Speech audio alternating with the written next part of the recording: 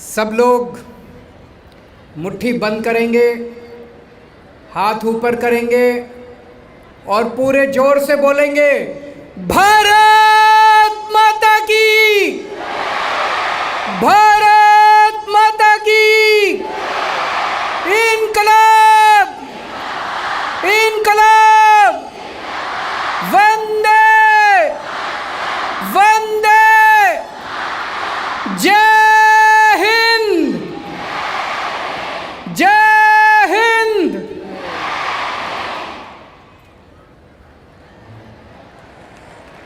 आज़ादी के 75 साल सभी देशवासियों को बहुत बहुत मुबारक हो।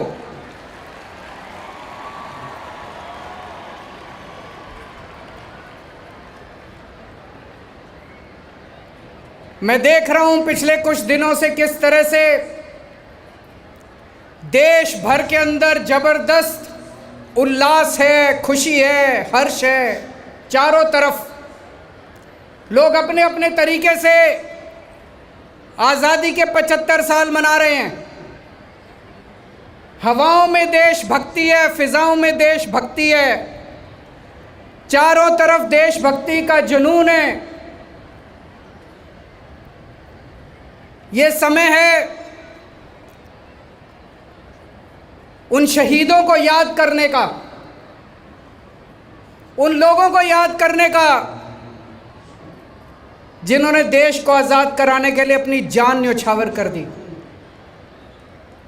ये समय उन लोगों को याद करने का जिन्होंने कठोर संघर्ष करके, जबरदस्त यातनाएं बर्दाश्त करके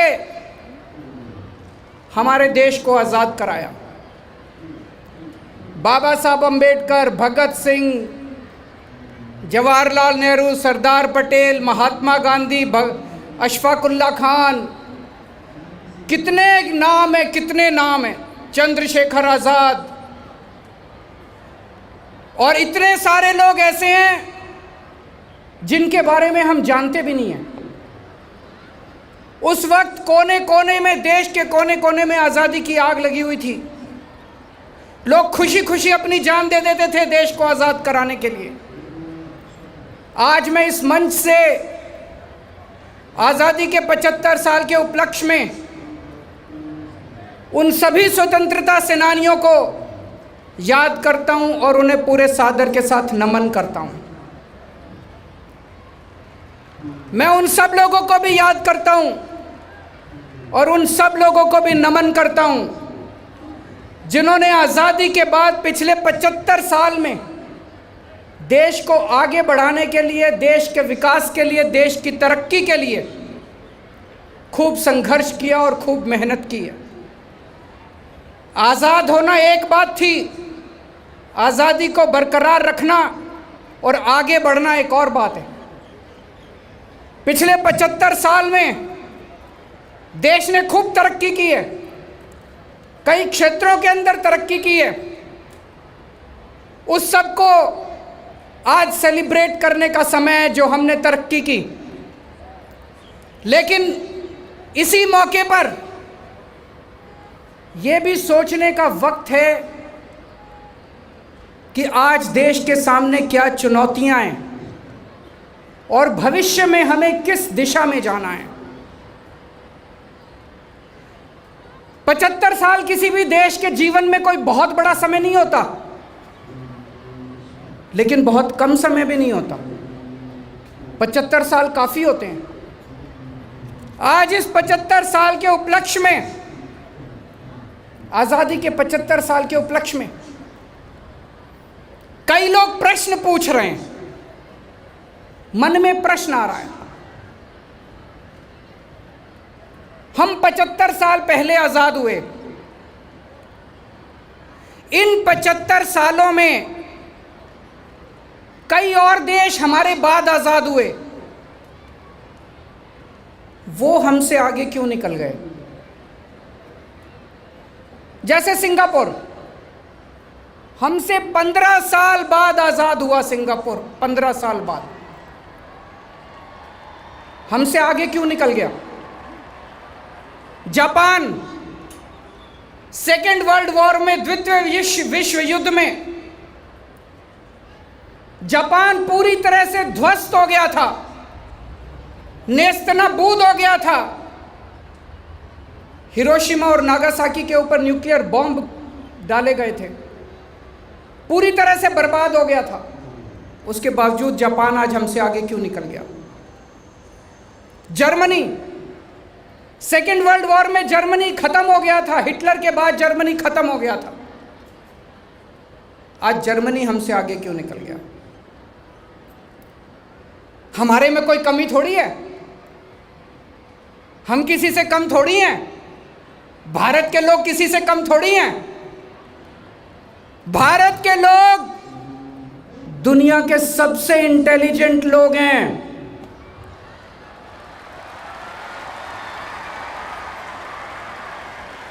भारत के लोग दुनिया के सबसे मेहनती लोग हैं, सबसे अच्छे लोग हैं, बेस्ट लोग हैं भारत के लोग। फिर हम पीछे क्यों रह गए? फिर भारत पीछे क्यों रह गया?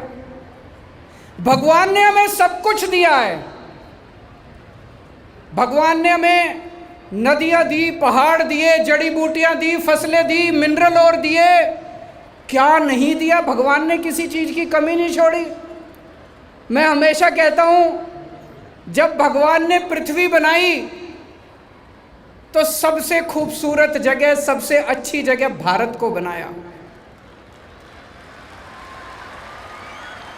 और जब भगवान ने इंसान की रचना की, इंसान को बनाया, तो सबसे शानदार लोग, सबसे इंटेलिजेंट लोग उसने भारत में बनाए।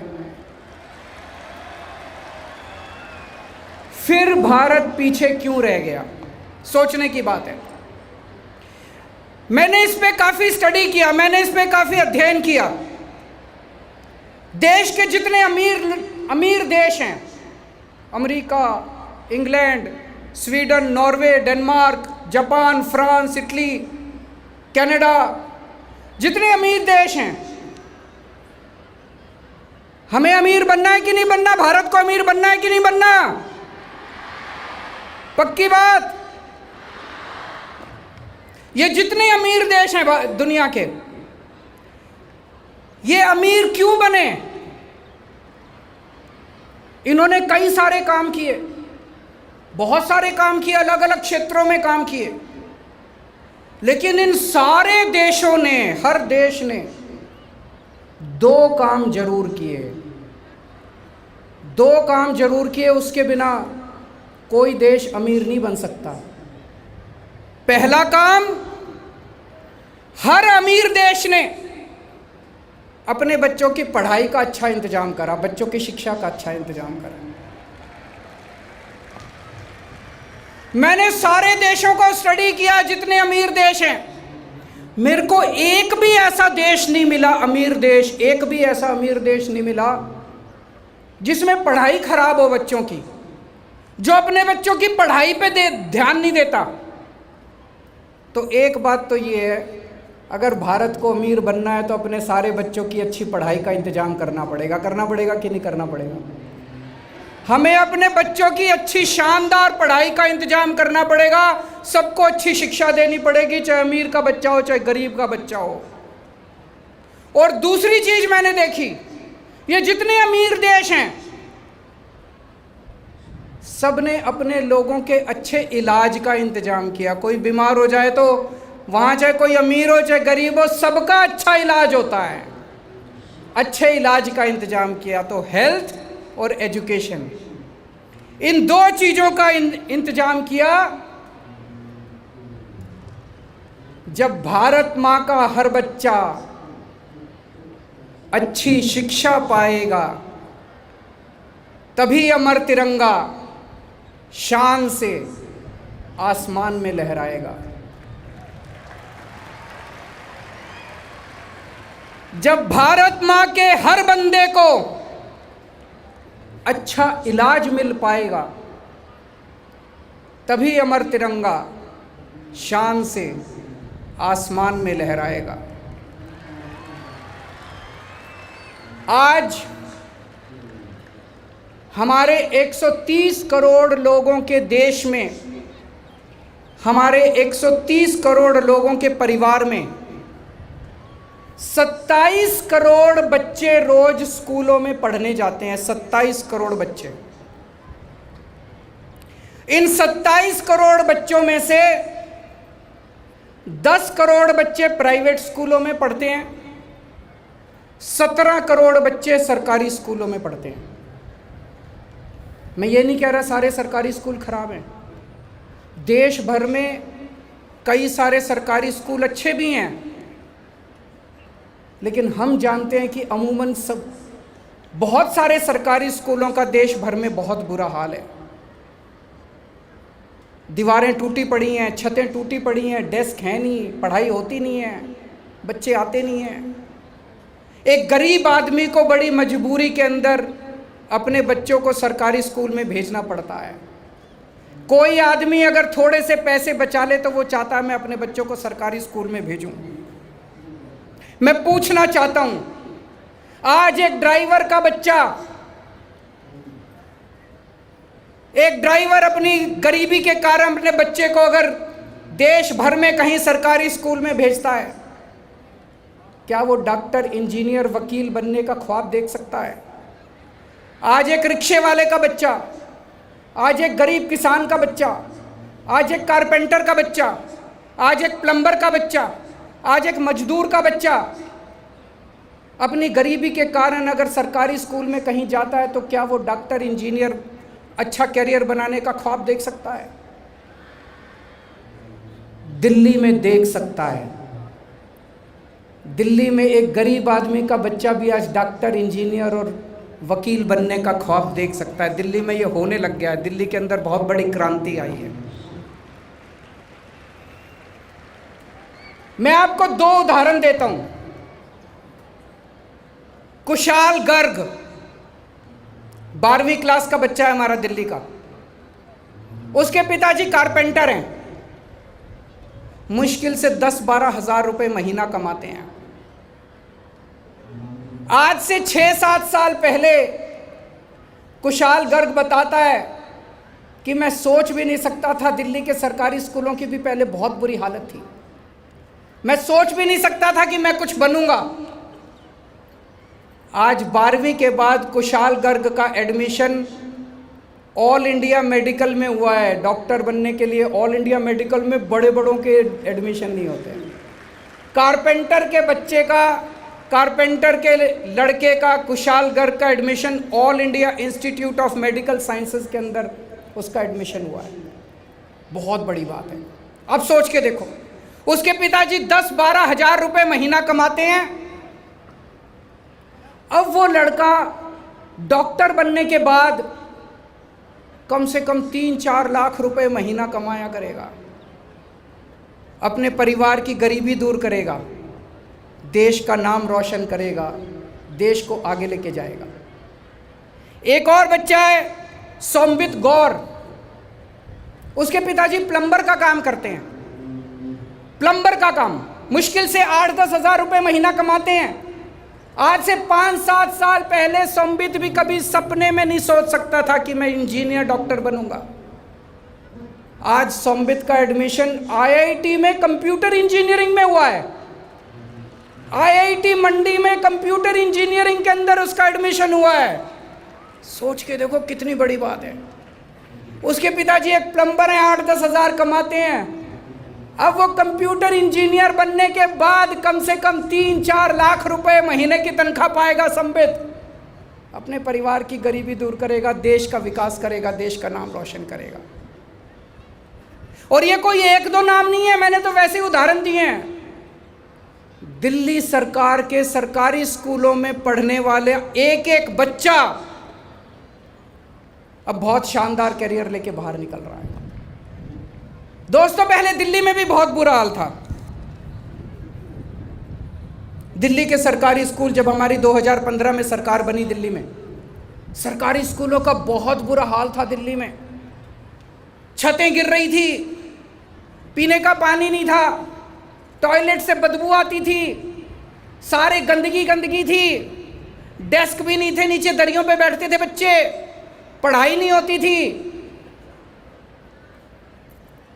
एक दिन मैं 2015 में एक स्कूल में गया, बच्चों से बात करने लगा। एक बच्चा मेरे पास, मैंने कहा बच्चों आप लोग देश का भविष्य हो। एक बच्चा आया मेरे पास, कहता नहीं सर आप गलत बोल रहे हैं, देश का भविष्य तो वो प्राइवेट स्कूल में पढ़ने वाले बच्चे हैं, हम तो सरकारी स्कूल में पढ़ते हैं, हम देश का भविष्य नहीं है। मेरे को ऐसे लगा जैसे किसी ने मेरे दिल के अंदर तीर मार दिया हो। बहुत दुख हुआ मुझे, बहुत ज़्यादा दुख हुआ मुझे। चारों तरफ निराशा ही निराशा थी, टीचर्स में निराशा, बच्चों में निराशा, पेरेंट्स में निराशा। मैंने मनीष सिसोदिया जी को बुलाया। मनीष सिसोदिया जी एजुकेशन मिनिस्टर। मैंने उनका कहा मनीष जी आप एक पूरा प्लान बनाइए, हमें सबसे पहली तवज्जो शिक्षा को देनी है। 5 साल के अंदर हमारे दिल्ली के सरकारी स्कूल देश के नहीं दुनिया के स्कूलों के मुकाबले में सबसे बेस्ट होने चाहिए। आप मुझे बताओ कितना पैसा चाहिए। उन्होंने पूरा प्लान बनाया। उन्होंने कहा मेरे को इतना पैसा चाहिए। मैंने उसको 5 साल में बांटा और हमने अपने बजट का 25%, 100 रुपये का अगर बजट था तो 25 रुपये हमने बच्चों के स्कूलों के ऊपर खर्च कर दिया। 25% बजट हमने उनको दे दिया। और भी बहुत सारे काम किए, बजट दिया, टीचर्स की ट्रेनिंग कराई, प्रिंसिपल्स को विदेशों में भेजा ट्रेनिंग के लिए, बहुत सारे काम किए। और आज दिल्ली के अंदर शिक्षा का ये आलम है। पिछले साल दिल्ली सरकार के स्कूलों के नतीजे 99.7% नतीजे आए हैं दिल्ली सरकार के स्कूलों के। कमाल कर दिया इन बच्चों ने, कमाल कर दिया बच्चों ने हमारे सरकारी स्कूल के। 4 लाख बच्चों ने प्राइवेट स्कूलों से अपना नाम कटा के सरकारी स्कूल में भर्ती हुए हैं। 4 लाख बच्चे प्राइवेट। इसका मतलब अब केवल गरीबों के बच्चे नहीं आ रहे स्कूलों में, सरकारी स्कूलों में, अब पैसे वाले भी अपने बच्चों को सरकारी स्कूलों में भेज रहे हैं। इसका मतलब सरकारी स्कूल बड़े शानदार हो गए। अमेरिका के राष्ट्रपति इंडिया आए अपनी वाइफ के साथ। डोनाल्ड ट्रंप साहब जब अमेरिका के राष्ट्रपति होते थे, जब वो इंडिया आए, उनकी वाइफ मिलेनिया ट्रंप दिल्ली सरकार का स्कूल देखने के लिए हमारे स्कूल में गई थी। कुछ अच्छा ही कर रहे होंगे इसीलिए गई थी, नहीं तो वो सारे दूसरे स्कूलों में नहीं जाती। अभी कुछ दिन पहले जब मैं उसी स्कूल में गया जिस स्कूल में मैंने बताया, एक बच्चे ने मेरे को कहा कि सर ये देश का भविष्य तो प्राइवेट स्कूल वाले बच्चे होते हैं। मुझे वो बच्चा दोबारा मिला, कहता सर अब लगने लगा है कि देश का भविष्य हम भी हैं, देश का भविष्य सरकारी स्कूल के बच्चे भी हैं। आज दिल्ली के स्कूलों के अंदर जो ऊर्जा है, जो पॉजिटिव एनर्जी है, जबरदस्त पॉजिटिव एनर्जी है। 18 लाख बच्चे दिल्ली के सरकारी स्कूलों में पढ़ते हैं। 60,000 टीचर्स और उनके परिवार,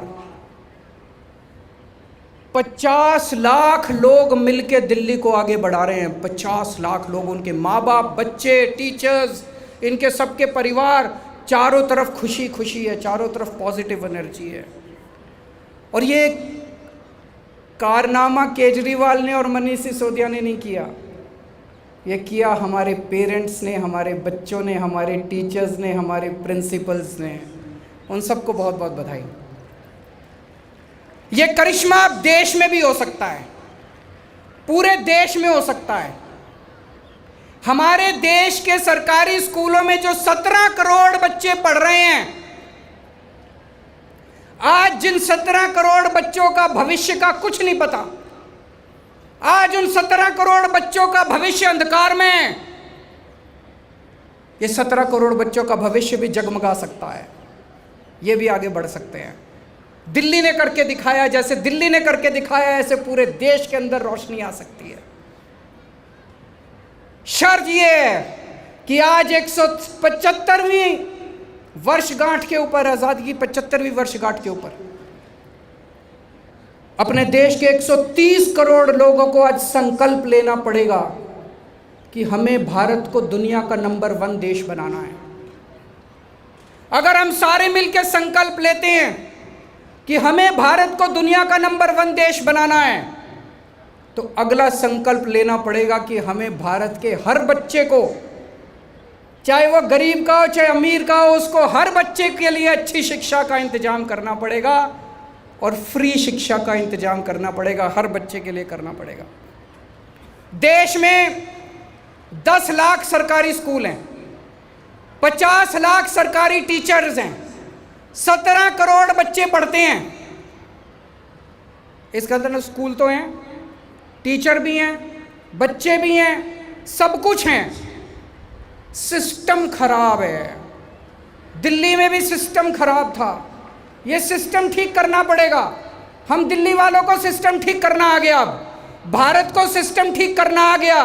हमने दिल्ली में सिस्टम ठीक करके दिखाया है, अब पूरे देश का सिस्टम ठीक करना है अपने को, सबको मिलकर पूरे देश के सारे सरकारी स्कूलों को ठीक करना है। और ये 5 साल में हो सकता है। जैसे दिल्ली में 5 साल में सरकारी स्कूल ठीक हुए, ऐसे पूरे देश के 5 साल के अंदर सरकारी स्कूल ठीक हो सकते हैं। शर्त केवल यह है कि हम सब लोगों को इस बात का संकल्प लेना पड़ेगा कि शिक्षा को सबसे ज्यादा प्राथमिकता देनी है। दिल्ली वालों ने एक और बड़ा काम करके दिखाया। बेरोजगारी की समस्या पे एक बहुत अच्छी शुरुआत हुई है। हमने दिल्ली के सरकारी स्कूलों के अंदर बच्चों को बिजनेस करना सिखाया। हर साल लगभग 2.5-3 लाख बच्चे दिल्ली में रोजगार की मार्केट में आते हैं, जॉब की मार्केट में आते हैं, नौकरी ढूंढने के लिए निकलते हैं। बच्चे 12वीं क्लास करते हैं, फिर कॉलेज में जाते हैं, फिर बीए करते हैं, बीएससी करते हैं, बीकॉम करते हैं, एलएलबी करते हैं और फिर नौकरी ढूंढने के लिए निकल जाते हैं। नौकरी मिलती नहीं है। पढ़े लिखे बेरोजगारों की संख्या रोज बढ़ती जा रही है, बढ़ती जा रही है, बढ़ती जा रही है। क्या करें? तो हमने दिल्ली में 11वीं और 12वीं क्लास में बच्चों को बिजनेस करना सिखाया। हमने हर बच्चे को 2-2 हज़ार रुपये दे दिए। हमने बच्चों को कहा ये 2-2 हज़ार रुपये लो और कुछ बिजनेस करने की सोचो। आप लोगों को एक बार तो लगेगा, शुरू में तो मेरे को भी लगा था जब ये आइडिया आया, आपको लगेगा यार क्या 2 हज़ार रुपये में कौन सा बिजनेस होता है। लेकिन उसमें बच्चे पार्टनर बनते हैं। 4 बच्चे इकट्ठे हो गए, 8 हज़ार रुपये, 8 हज़ार रुपये का कोई बिजनेस करते हैं। 10 बच्चे इकट्ठे हो गए, 20 हज़ार रुपये हो गए, 20 हज़ार रुपये का कोई बिजनेस करते हैं। मैं आपको उदाहरण देता हूं, आपको जान के 10 बच्चों ने मिलके, ये 10 बच्चे दिल्ली की लोअर क्लास कॉलोनी में थे।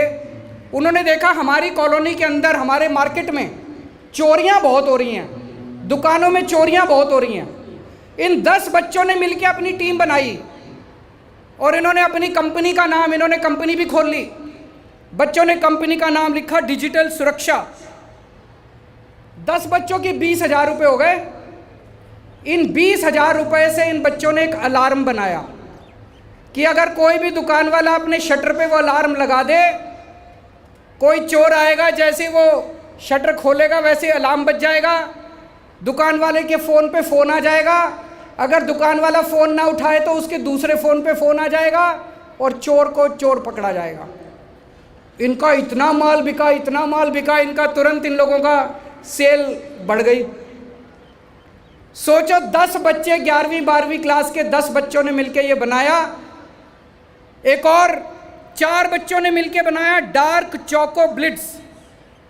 इन्होंने डार्क चॉकलेट, घर में डार्क चॉकलेट बनानी शुरू की।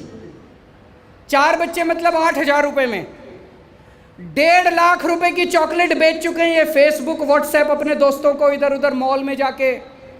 और अब इन्होंने अपनी कंपनी रजिस्टर करा ली, जीएसटी नंबर ले लिया, एमएसएमई का लाइसेंस ले लिया और अब अपना दूसरा प्रोडक्ट लाइन शुरू कर रहे हैं। 11वीं 12वीं के बच्चे, सोच के देखो।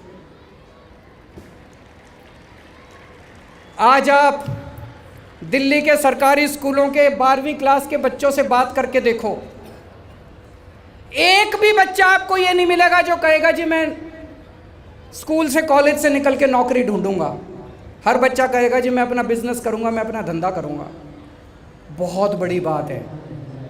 आप सोचो कि अगर 2.5 लाख बच्चों ने बिजनेस करना चालू कर दिया, एक तो ये 2.5 लाख बच्चे नौकरी नहीं ढूंढेंगे और हर बच्चा कम से कम 3-4 को तो नौकरी देगा। मेरे को एक और बच्चा मिला, एक दिन एक स्कूल में गया, कहता है सर जब मैं 10वीं क्लास में था मेरे को बड़ी टेंशन होती थी, मैं पढ़ाई में बहुत ख़राब था, रात रात को नींद नहीं आती थी, मेरे को नौकरी नहीं मिलेगी, मेरे को नौकरी नहीं मिलेगी, मैं पढ़ाई में बहुत ख़राब हूँ।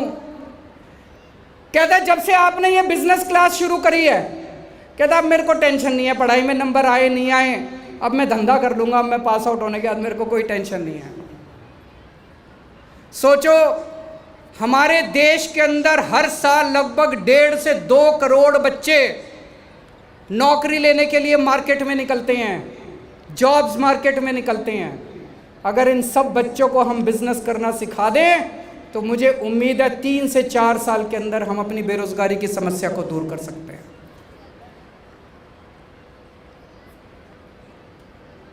और हाथ जोड़ के मैं एक बात कहना चाहता हूं, शिक्षा फ्री भी नहीं है। शिक्षा को फ्री भी मत कहिए, शिक्षा फ्री भी नहीं है। एक माँ बाप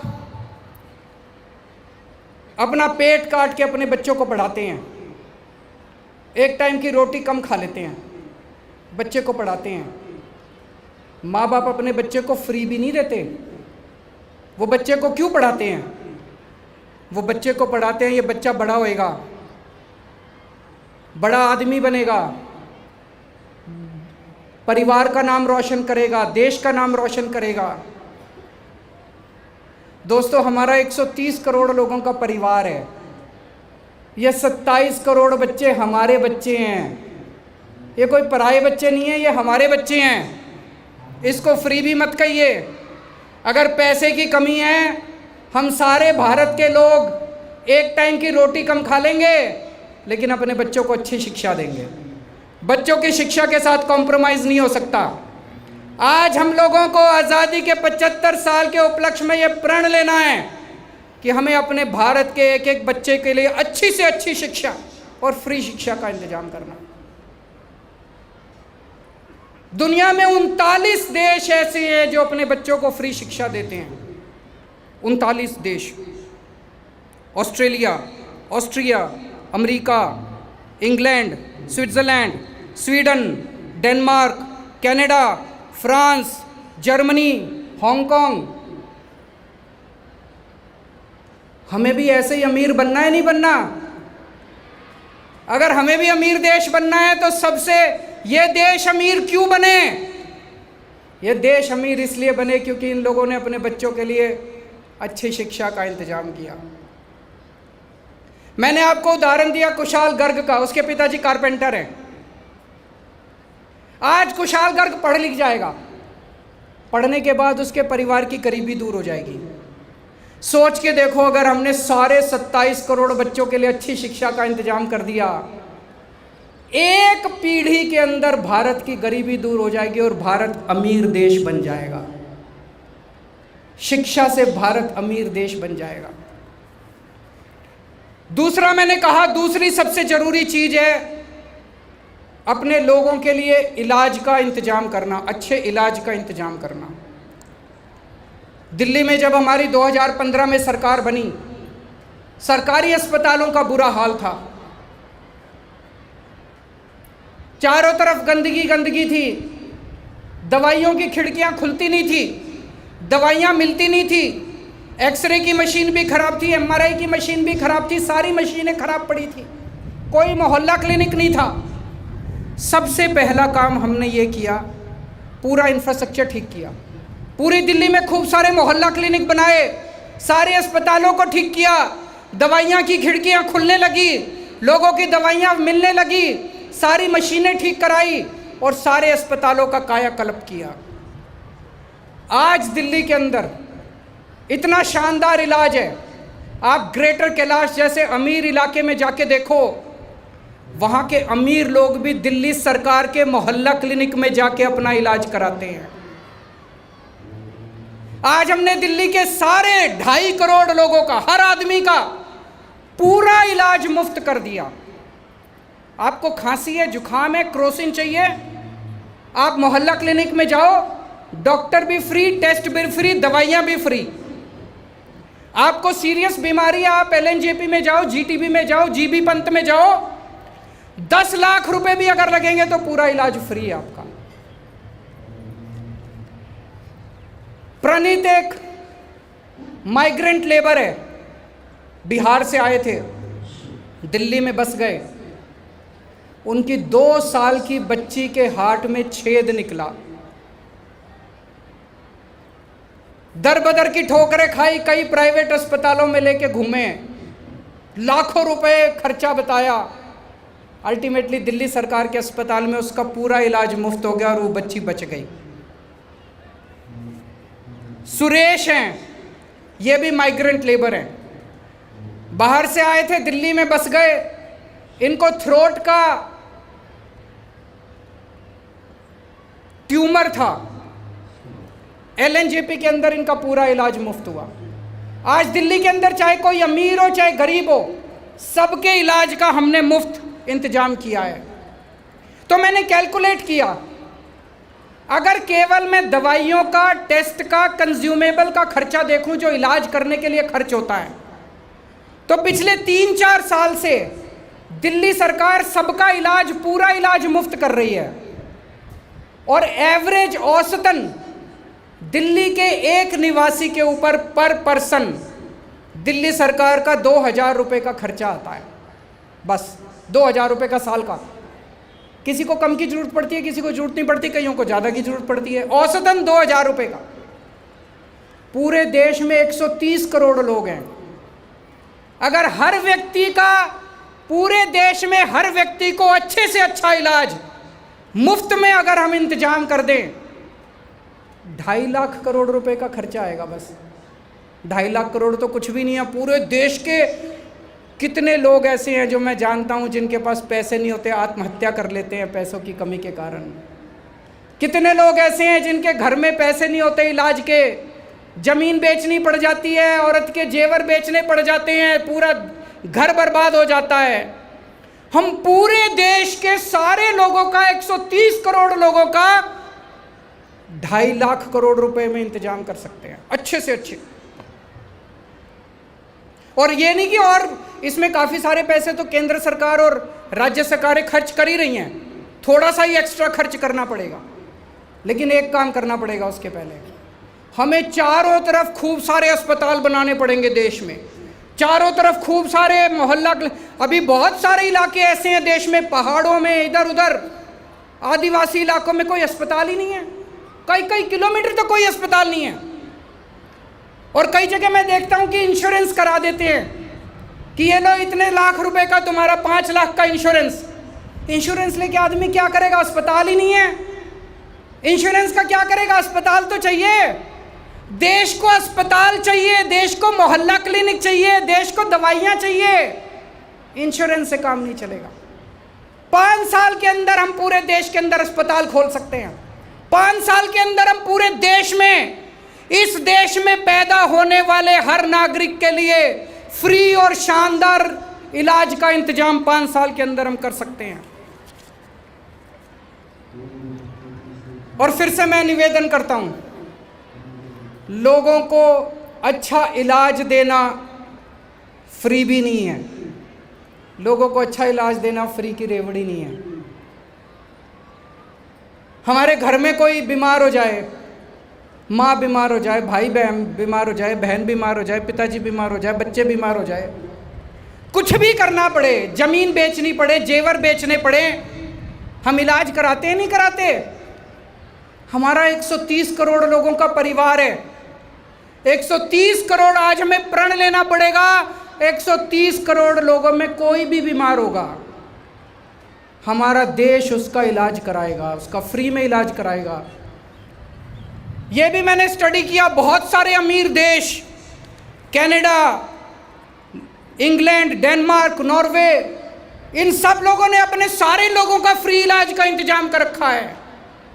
तो अगर भारत को अमीर बनना है तो अपने को शिक्षा का और इलाज का अच्छा, शानदार और मुफ्त इलाज का इंतजाम करना पड़ेगा। तो दोस्तों, जैसा मैंने कहा, 75 साल में हम पीछे क्यों रह गए, लेकिन अब पीछे नहीं रहेंगे। अगर 130 करोड़ लोग ये ठान लें कि भारत को दुनिया का नंबर 1 देश बनाना है, 75 साल पहले पूरा देश इकट्ठा हुआ था, हमने अंग्रेज़ों को उठा के बाहर फेंक दिया। आज अगर पूरा देश इकट्ठा हो जाए तो भारत को दुनिया का नंबर 1 देश बनाने से कोई नहीं रोक सकता। दोस्तों, आने वाला समय भारत का समय, फ्यूचर बिलोंग्स टू इंडिया, और मुझे पूरा यकीन है बहुत कम समय में, आने वाले समय में भारत दुनिया का नंबर 1 देश बन के रहेगा। इस मौके पे मैं 4 पंक्तियां सुनाना चाहूँगा। हम होंगे कामयाब,